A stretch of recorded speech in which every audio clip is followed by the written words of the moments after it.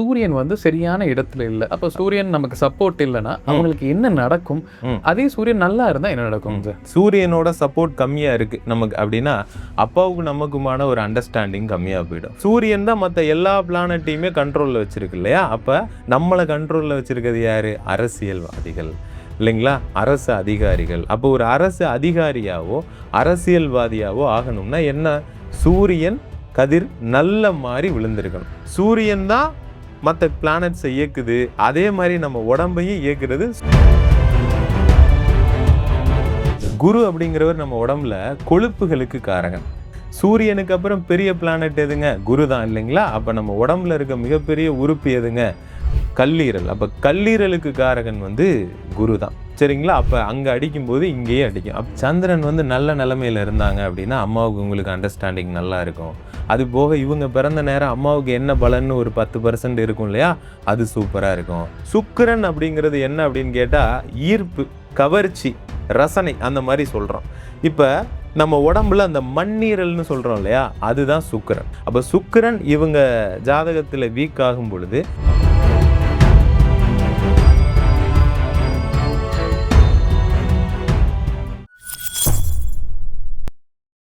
பக்தி பிளஸ் நேயர்களுக்கும் வணக்கம். இன்று நம்மோடு இருந்தவர் நத்தம் பாண்டியன் அவர்கள். வணக்கம் சார். வணக்கம் சார். இப்போ ஒவ்வொருத்தருக்குமே ஜாதகம் அப்படிங்கிறது வந்துங்க சார் மாறுபட்டுக்கிட்டே இருக்கு. இப்போ நீங்க என்ன பொதுவா ஒரு கருத்து இருக்குன்னா, கோள்கள் ஒரு மனிதரை இயக்குது. ஜாதகம் எப்படிங்க? ஜாதகம் கோள்கள் சார்ந்துதான். இந்த கோள்கள் இயக்குது அப்படிங்கிறதையே நான் எப்படி நம்புறதுங்க சார்? எல்லாருக்குமே அந்த கேள்வி இருக்கு. நம்மள கோள்கள் தான் இயக்குதா? இல்ல நம்மளே இயங்குறோமா? அப்படிங்கிறதாங்க சார். ஸோ அதை எப்படி நிரூபிக்கலாங்க சார்? சரி, கோள்கள் தான் நம்ம இயக்குது அப்படின்றத நம்ம ஜாதக கட்டம் இருக்கு இல்லைங்களா? அந்த ஜாதக கட்டத்தை நம்ம எடுத்துக்கிறோம். இப்போ முதல் வீடு அப்படின்னு சொல்றது சிம்ம ராசி இருக்கு இல்லையா? அதுதான் வந்து சூரியனோட அந்த பிளேஸ் அப்படின்னு சொல்லி அங்கே வச்சிருப்பாங்க. ஆட்சி வீடு அப்படின்னு சொல்லியிருப்பாங்க. சோலார் சிஸ்டத்தை நம்ம எடுத்துக்கிறோம். சூரியன் தான் ஃபர்ஸ்ட் இருக்கும். சூரியனுக்கு அப்புறம் இருக்கக்கூடிய கிரகம் புதன். நம்ம சோலார் சிஸ்டத்தில் சூரியனுக்கு அப்புறம் இருக்கக்கூடிய கிரகம் வந்து புதன் தான். அப்போ இந்த கட்டத்துலையும் சூரியனுக்கு அப்புறம் பக்கத்தில் இருக்கிற அந்த கன்னி வீடுன்னு சொல்கிறோம் இல்லையா? அதோட வீடு புதன் தான். ஓகேங்களா? ஸோ அடுத்து சூரியனோட 2வது நீள்வட்ட பாதையில் இருக்கிற கிரகம் வெள்ளி கிரகம்னு சொல்கிறோம் இல்லையா? அதை தான் நம்ம ஜாதக கட்டத்தில் சுக்கிரன்னு சொல்லி துலாம் வீட்டில் வச்சுருக்காங்க. அப்போ துலாமோட அந்த அதிபதி அப்படிலாம் சொல்கிறோம் இல்லையா? அது வந்து சுக்கிரன் தான். 3வதாக இருக்கக்கூடிய கிரகம் நம்ம பூமி தான். பூமிக்கு தானே அந்த கட்டமே போடுறோம். அதனால பூமியை நடுவால் வச்சு நான் வந்து முன்னாடிலாம் எங்கே இதில் பூமியை காணமே நவகிரகங்கள் அப்படிலாம் தேடி இருக்க காலகம். அப்போ என்னன்னா பூமியை மையமாக வைத்து வரையப்பட்ட ஒரு கற்பனை கட்டங்கள் தான் இந்த ராசி கட்டங்கள் இதெல்லாமே. அப்போ 3வதா நம்ம 4வதா நமக்கு அப்புறம் யார் இருக்கா அப்படின்னு கேட்டிங்கன்னா செவ்வாய் இருக்காங்க. அதை தான் விருச்சிகத்தோட வீடாக நம்ம வச்சுருக்கோம். அதுக்கப்புறமா நீள்வட்ட பாதை சூரியனோட நீள்வட்ட பாதையில் இருக்க கிரகம் என்ன? குரு. குருவோட வீட்டை தான் நம்ம தனுசு வீடு அப்படின்னு சொல்லி சொல்கிறோம். அடுத்து லாஸ்ட்டாக இருக்கக்கூடிய பிளானட் என்ன? சனி. சூரியன்லேருந்து லாஸ்ட்டாக. அப்போ சூரியன்லேருந்து கடைசியில் போய் நம்ம அந்த மகரத்தில் போய் அந்த சனியை வச்சுட்டோம். ஓகேங்களா? திரும்பவும் அது அப்படியே ஆன்டி கிளாக் அதை வரிசையில் வரும். ஏன்னா திரும்பவும் சனியோட வீடு. ஓகேங்களா? திரும்ப மீனம் அப்படிங்கிறது குருவோட வீடு. திரும்ப மேசம்ங்கிறது செவ்வாயோட வீடு. திரும்ப சுக்கிரன்கிறது ரிஷபத்தோட வீடு. திரும்ப புதன்கிறது இப்படி வந்துருச்சுங்களா? அப்போ தாய் வேணும் இல்லையா? அப்போ இத்தனை கிரகத்தோட ரேசஸ் எல்லாத்தையும் போதுமான அளவில் சந்திரன் தான் நம்ம பூமிக்கு வாங்கி கொடுத்துக்கிட்டு இருக்கதா ஜோதிட சாஸ்திரம் சொல்லப்படுது. அப்போ அதை தாயாக நம்ம பாவிச்சிட்டோம். சூரியன் இல்லாமல் எதுக்குமே இல்லை அப்படின்றனால அது தந்தையாக பாவிச்சிட்டோம். அதுக்காக அவங்க 2 பேர்த்துக்கும் ஒரு மாற்று இல்லைல்ல. தந்தை அப்படின்னா ஒருத்தர் தானே இருக்க முடியும். இன்னொருத்தர் என்னதான் இருந்தாலும் அவர் தந்தையாக ஆக முடியாது. தாய் அப்படிங்கிறவங்களும் ஒருத்தவங்க தானே இருக்க முடியும். அதனால அவங்க 2 பேர்த்துக்கு மட்டும் சிங்கிள் கொடுத்துட்டு இவங்க எல்லாத்துக்கும் ரெட்டது திரும்ப இப்படி சுற்றிக்கிட்டே இருக்காங்க இல்லையா? அப்போ இதுதான் சோலார் சிஸ்டமும் கூட. நம்ம கட்டங்களும் இதை தான் ப்ரொடெக்ட் பண்ணுது. அதே மாதிரி நம்ம கோவில்கள்லையும் பாருங்கள், நவகிரகங்களை 2000 வருஷத்துக்கு முன்னாடியே வச்சுட்டு அது என்ன கலரில் இருக்குன்னு மென்ஷன் பண்ணிட்டாங்க. ஓகேங்களா? ராகு கேதுங்கள் அப்படிங்கிறது ஒரு கிரகம் கிடையாது. இந்த ஒளி அலைகளால் நாம் இயக்கப்படுகிறோம்னு சொல்கிறோம் இல்லையா? அப்போ இந்த ஒளி அலைகள் தங்கு தடையின்றி நமக்கு கிடைக்கணும். அப்ப இந்த கிரகங்களோட அந்த மாற்று இருக்கு இல்லைங்களா? அதன் காரணமா அந்த வெட்டு புள்ளிகள்னு சொல்றோம். ஓகேங்களா? ஒரு வெளிச்சம் வர்றப்ப அந்த கிரகங்கள் மறைக்கும் போது அது அந்த மாதிரி போய் நிற்கும். அப்ப அதைத்தான் ராகு கேது. அதுகளுக்கு வீடு இல்லை. எந்த வீட்டில் இருக்குதோ அதை அவங்களோட வீடா மாத்திக்கிறாங்க. ஏன்னா அந்த வீடு இருள் விழுந்துடும். ஒரு இடத்துல அது மறைக்கும் இல்லையா? ஸோ அந்த மாதிரி அதை வந்து சொல்லுவாங்க சார். அப்ப இதோட இதோட ஆதிக்கம் நம்ம உடம்புலையும் இருக்கு. சரிங்களா? அது எப்படி அப்படின்னா, அந்த நோய்களின் மூலியமா நம்ம கால்குலேட் பண்றோம். அப்ப எக்ஸாக்ட்டா ஒரு மனிதனோட நோய்கள என்னால சொல்ல முடியுது. நான் நேர்லயே பார்க்காத ஒருத்தர, "சார் உங்களுக்கு இந்த ப்ராப்ளம் இருக்கா சார்ன்னு?" என்னால கேட்க முடியுது. அப்படின்னா என்ன அர்த்தம்? அந்த தாக்கம் இருக்குன்னு தானே அர்த்தம். சும்மா போய் கேட்டுற முடியுமா? நான் என்ன டாக்டருக்கு படிச்சிருக்கேனா? இல்ல. சரிங்களா? அப்ப இந்த கிரகங்களோட ஆதிக்கம் இல்ல அப்படின்னா எப்படி இதெல்லாம் ப்ரெடிக்ட் பண்ண முடியுது? கர்ப்பப்பையில பிரச்சனை இருக்கான்னு கேட்குறோம். தலைவலிக்குதான்னு கேட்குறோம். இந்த மாரி ஹார்ட்ல பிரச்சனை இருக்கான்னு எலும்பு உடைஞ்சிருக்கான்னு கேட்குறோம். நரம்பு இப்ப இவ்ளோ விஷயங்கள நம்ம எப்படி கேட்க முடியுது? சொல்ல முடியுது. ஓகேங்களா? அப்ப ஒவ்வொரு கிரகமும் ஒவ்வொரு கிரகமும் நம்ம உடம்ப அப்படியே பிரிச்சு எடுத்துக்கிட்டாய்ங்க. ஒண்ணோட ஒண்ணு பின்னி பிணைஞ்சு, இப்ப நம்ம ஒரு கிரகம் இல்லன்னா கூட மனித உயிரினங்கள் இருக்கிறது சந்தேகம் தான் சார். புரியுதுங்க சார்.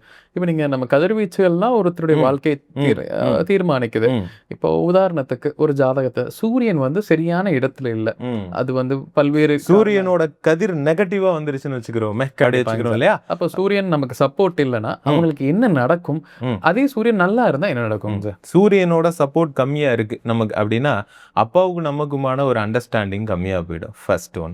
2வது நம்ம உடம்புல. ஏன்னா சூரியன்ங்கிறது அவர்கிட்ட இருந்து தான் அந்த ஒளி வந்தது. நம்மளும் நம்ம ஒரு ஸ்பெர்ம்ங்கிறது அப்பா கிட்ட இருந்து வந்து அது அப்படிதான். அப்ப சூரியன் தான் மத்த எல்லா பிளானட்டையுமே கண்ட்ரோல்ல வச்சிருக்கு இல்லையா? அப்ப நம்மள கண்ட்ரோல்ல வச்சிருக்கிறது யாரு? அரசியல்வாதிகள். இல்லைங்களா?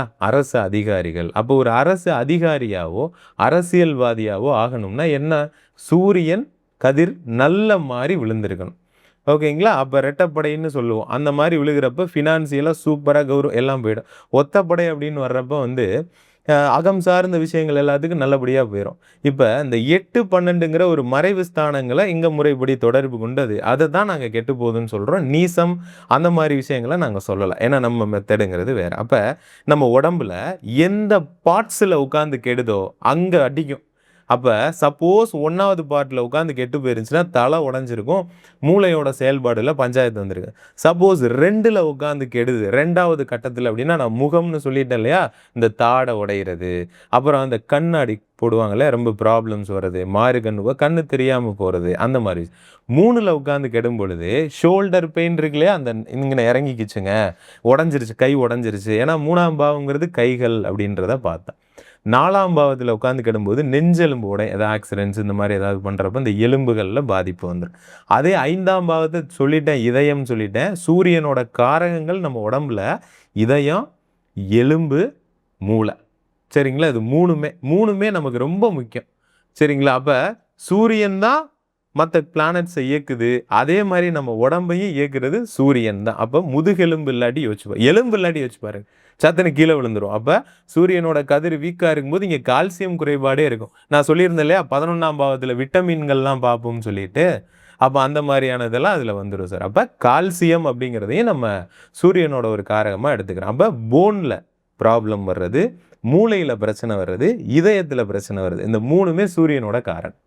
கெடும் பொழுது இங்கே அடிக்கும். அப்ப அது எந்த பாவத்தில் உட்கார்ந்து கெடும் பொழுது அந்த பாவ ரீதியா அடிச்சிருக்கு. 6ஆம் பாவத்தில் உட்கார்ந்து கெடும் பொழுது சூட்டு உடம்ப அது பொதுவான நோய் ஸ்தானம் வேற. அப்ப உட்கார்ந்து கெட்டு போகும் பொழுது அந்த மாதிரியான விஷயங்கள் அடிக்கொருக்க அந்த ஹீட்டால வரக்கூடிய பிரச்சனைகள் ஃபுல்லா கொடுக்கும்.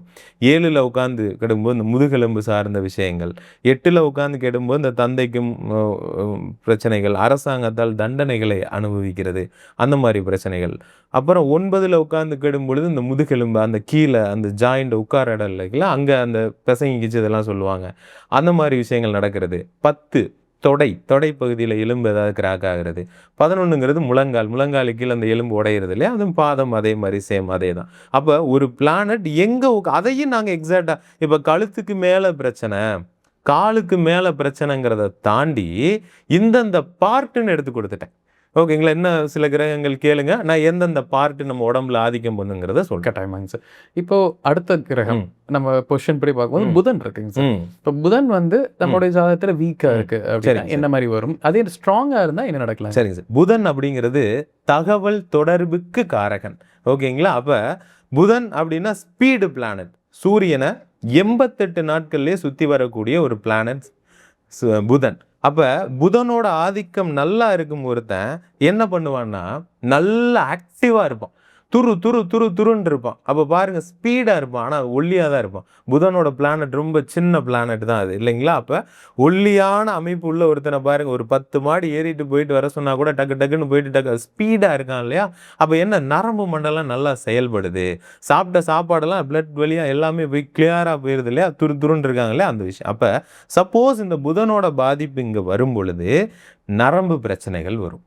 ஓகேங்களா? அப்போ புதன் அப்படிங்கிறவர் யாரு? மாமன் கிரகம் அப்படின்னு சொல்றோம். அப்ப இந்த புராண காலங்கள்ல இருந்து இதிகாசத்துல இருந்து பாருங்களேன், இவங்களோட மாமா வந்து மாமா வந்து கிருஷ்ணரா இருப்பாரு, இவங்களோட மாமா வந்து சகுனியா இருப்பாரு. 2 பேருமே மூலக்காரங்க.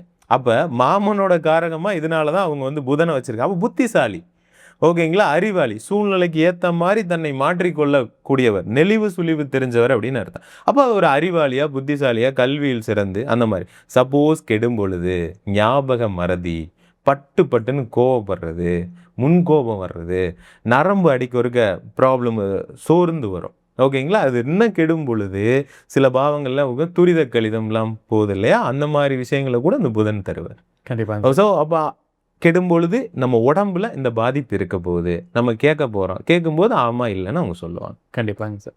இப்ப சுக்கிரன் ஒரு ஜாதகத்துல வந்து கெட்டு இருக்கு அப்படின்னா, சரிங்க சார். அது ஒரு வீக்கா இருக்குன்னு வச்சுக்கலாமே. அப்ப என்ன மாதிரி பிரச்சனைகள் வருங்க சார்? சுக்கிரன் அப்படிங்கிறது அவரு எல்லாரும் ஒன் சைடு சுத்தினா இவர் இந்த பக்கம் இப்படி சுத்துவாராமா. அப்ப அங்க உள்ள அங்க இருந்து பார்த்தோம்னா நம்ம கிழக்குல இருந்து சன் வருது இல்லையா, அங்க மேற்குல இருந்து வர மாதிரி ஒரு தோற்றத்துல கிரியேட் பண்ணணும். அப்ப சுக்கிரன் அப்படிங்கிறது என்ன அப்படின்னு கேட்டா ஈர்ப்பு, கவர்ச்சி, ரசனை அந்த மாதிரி சொல்றோம்.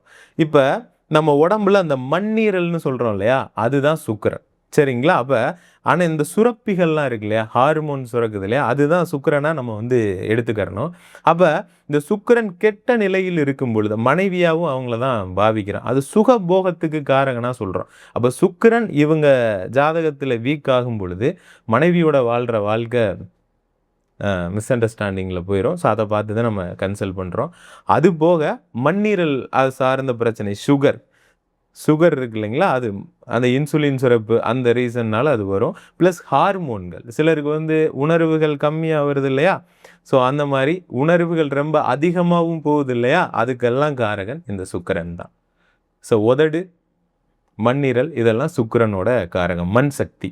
ஓகேங்க. கண்டிப்பாங்க சார். இப்ப செவ்வாய் அடுத்தபடியாக ஒரு ஜாதகம் ரொம்ப வீக்கா இருக்கு அப்படின்னா அவங்களுக்கு என்ன மாதிரி பிரச்சனை எல்லாம்? சரிங்க சார். செவ்வாய்ங்கிறது மசில்ஸுக்கு காரகன். நம்ம உடம்புல இருக்க மசில்ஸ் அப்படி இருக்கு இல்லையா, அப்பதான் போலீஸ் கிரகம் அது வந்து அப்படி சொல்ற காவல்காரன் அப்படி சொல்றோம் இல்லையா. அப்ப காவல் காக்கிறது அவங்க தான். மசில்ஸா இருக்காங்க இல்லையா, போலீஸ்காரங்க எப்படி ஜம்முன்னு இருக்காங்க இல்லையா, அப்ப அந்த மாதிரி மசில்ஸ், இப்போ மசில்ஸை உள்ள வைக்கிறேன். அப்ப செவ்வாய் கெடும் பொழுது தசை சார்ந்த பிரச்சனைகள், அப்பப்போ தசை பிடிச்சிக்கிறது, அப்புறம் பெண்களாக இருக்கும் பொழுது கணவனை குறிக்கிற ஸ்தானம், உங்களுக்கு சண்டை போடுறது, சிசேரியன் நடக்கிறது. பார்த்தோன்னு சொல்லிடலாம் சார், சிசேரியன் பண்ண நிறைய வாய்ப்பு இருக்குது அப்படின்ற மாதிரி பார்த்தோன்னே செவ்வாய் வீக்காக இருக்கும் பட்சத்தில் நம்ம சொல்லிடலாம். அப்போ ஏதாவது ஒரு இடத்துல கிளியும். ப்ளஸ் வந்து இந்த தோலை கிழிச்சோன்னே உள்ளுக்குள்ளே ஒரு வெள்ளை கலர் படலம் மாதிரி ஒன்று கிளியும் பார்த்தீங்களா, அதுக்குமே ஆக்சுவலி வந்து செவ்வாய் தான். ஏன்னா காவல் காக்குறாங்க இல்லையா, அந்த எதிர்த்து போராடுறாங்க இல்லையா, அது ஃபுல்லாக செவ்வாய் தான். அப்போ செவ்வாய் ஆதிக்கம் நல்லா இருந்தால் எதிர்த்து போராடக்கூடிய ஒரு இது வந்துடும். நீங்கள் பாருங்கள், போலீஸ்காரங்க அவ்வளோ சீக்கிரம் விட்டு கொடுக்க மாட்டாங்க.